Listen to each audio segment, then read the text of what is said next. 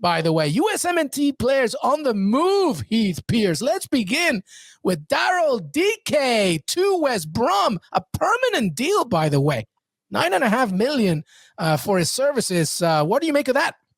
Yeah, there was a lot of rumors in the last minutes leading up to it, whether it would be a loan deal with an option to buy. I thought, again, this seems a little bit problematic to me in terms of his ability to prove himself in a short window, and then which would then warrant himself a transfer or an opportunity moving forward. It's good to see a permanent move for him. Obviously, when I look at the championship table, where West Brom sit right now is they're very good defensively, 19 goals against, but offensively, they're 10 goals behind anybody that's ahead of them within the league right now. And that's where I think they see their ability. If they can just make up those goals, they've got a real shot of going to the Premier League. They're sitting on it. 31 goals for. You got 51 goals for at Fulham. You got 43 at Blackburn and Bournemouth at 41. So they're really lacking in that goal scoring category. So they're making a huge bet and a huge gamble on somebody during a crunch time in the season where they obviously have a ton of games to go. That I'm really excited to see him be able to prove himself there and hopefully get a shot at the Premier League.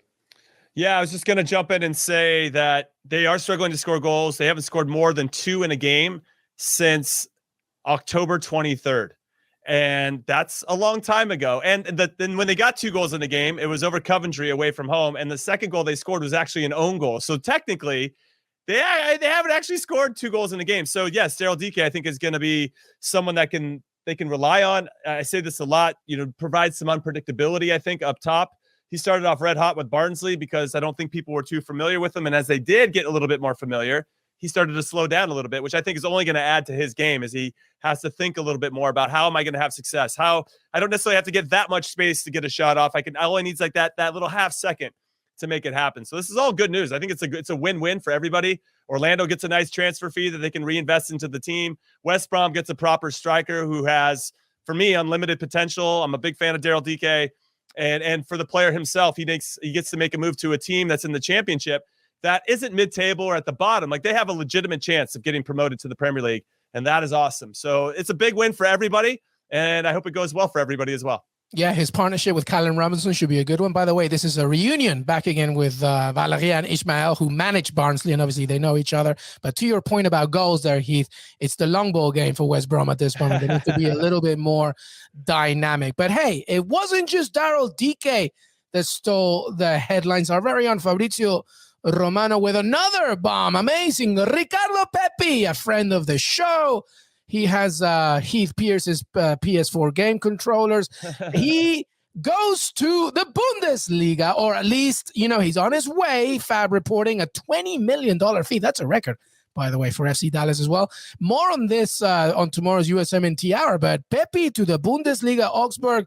I mean, they're flirting with relegation, but they play some nice stuff. They beat Bayern Munich last November as well there. Jimmy, Ricardo Pepi, Augsburg, Bundesliga. What say you? Yeah, I think another one. This is a great stepping stone for him to potentially see what Europe's all about. I think Bundesliga is a nice place for a lot of our American-based players to, I don't know, let's see, scratch the surface of what they're capable of. Develop their trade. Yes, okay, yeah. That's probably a better way to describe it than where I was stumbling. But I like it. I like that he's probably going to start right away. I like that they're going to use him right away. When we were looking at the other teams, Wolfsburg in particular, it just seemed like, man, they already have Wout Weghorst. They already have a guy that's like what Ricardo Pepi can bring into it. So I like him going into this team where he could be inserted right away. He's going to get some really valuable minutes. Obviously, he's going to learn all about adversity since they are flirting with the relegation zone right now. And because of that immediacy, that's probably why they were leaning towards wanting to go to that club as opposed to maybe another Bundesliga club, because it'll get him minutes, he'll get to play, and hopefully he'll get to shine. And we don't want him to sit on the bench. We don't want any of our players that are in the national team player pool on the bench. And obviously we'll get into this a little bit more tomorrow on the U.S. Men's National Team Hour. But I'm a big fan. And I love that Augsburg, who don't really go out there and splash the cash, are taking a chance on a young American. That really pumps me up, and I hope it works out well for him. Yeah, the only thing I'd add is this, again, it might sound a little bit hypocritical to say that this is a good move for him compared to a Wolfsburg, who are not in the form that we're in. But Wolfsburg are a big club going through a bad period. And I think that's a dangerous game for him to play versus Augsburg, where They're going to splash the cash, record transfer fee. He's obviously going to get his games, and it's going to go game after game after game. Now, I'm still nervous compared to the teams that he was linked with, where I'd love to see him play. But looking at a World Cup year, I'm like, hey, this guy could get a run of 20 games in the back half of the season, or whatever it is, 18 games or 17 games, I guess it would be with the 18 team season. Doesn't matter. But yeah, I think he can get a good run of games in that latter half of the season, get a run of form, hopefully score some goals, keep the team in the Premier League, and you could see that as a stepping stone. Now, stepping stones are really dangerous because that club's not known for being a developmental club of sending players or funneling them through, but he is a goal scorer. You don't really have to be a developmental club to be a goal scorer and get your move on. If you score goals, the next team will come calling for you. First, it'll be the Dortmunds of the world, and then it'll be the bigger clubs. And so he does have an opportunity there. I just hope they play a style of play that puts him in good positions, but we'll get more into that later on. But overall, I think this is a much better move than what Wolfsburg is, but certainly not what I would have hoped to have happened during this long transfer saga for Ricardo Pepi. Yeah, I'll never forget what when I talked once a few years ago to Juan Carlos Osorio, who was then the manager of Mexico, apparently interviewing for LAFC. Maybe Heath Pearce can tell us later about that. But he said a very good thing. I asked him about, what do you make of Mexican players in Europe and stuff? Do they need to play in the best teams, or at the very least, a good team? And he said there are two fundamental factors for me when a player goes to Europe. Clearly, arguably, the strongest area to play the men's game. One is to be in a competitive team. You don't have to be in a Man City, a team that's fighting for something. So if that's West Brom in the championship, amazing. If that's Augsburg, even though they're flirting with relegation, they're playing and they're trying to play a system that can elevate them in the Bundesliga. And then he said the second thing is make sure that you get your minutes. Because if you're just like a Josh Sargent and you're just sitting there, maybe not right now, but if you're not getting as much experience on the pitch as you perhaps would like to, then it's really not going to be that much of a good experience. So, and that's exactly what Pepi's getting. He's 18 years old going to the Bundesliga. That's amazing. And from Daryl Dike as well, fantastic stuff. Any final thoughts before we wrap this up on anything really there? Jimmy Conrad. Well, I'll just jump in and say that I'm curious as to who's going to go with him. I've seen some stuff on the Instagram. I've heard of the Instagram. with Busio. I see his family. Some of his family are there. I don't know if they're staying there with him, but they're around, or they're traveling to go see him a lot. Yeah. It's important to be around people that can give you balance in your life, so you're not just thinking and eating the game 24/7, even though I'm sure a lot of coaches would prefer that you do that.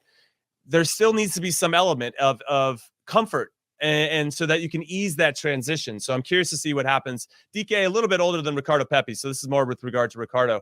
But I'm very excited for him and Daryl, and I hope they make the most of it. They're very talented players, and everybody has their haters out there. Even the best players in the world have their haters, but hopefully these two guys go in there and prove them wrong.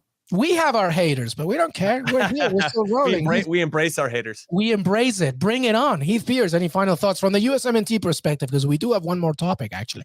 No, I mean, the main thing for me is just, again, not just USMNT, but Canada and Costa Rica, Mexico. I'm just interested to see where a lot of these players land in the transfer window. So we're going to be, a lot of things going on to sort of see how these teams are shaping up, and the player development shapes up over the next 12 months as we head into a World Cup. We're officially a year out. It's a World Cup year. So I'm excited to see kind of who rises, because I still think across one of those countries, and I used to say it about the U.S., one of those countries, somebody's going to step up that we haven't seen yet. That's going to be a shock or a surprise in the region that's going to do well at the World Cup level, and excited to see who it is, which teenager or young 20-year-old that we didn't know about is going to step up and become a star.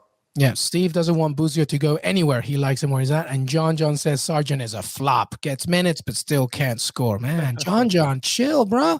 I mean, I agree, but chill. Man, that guy's New Year's resolution wasn't to be nicer to national team players. Huh? He's straight up. I like this double name, though.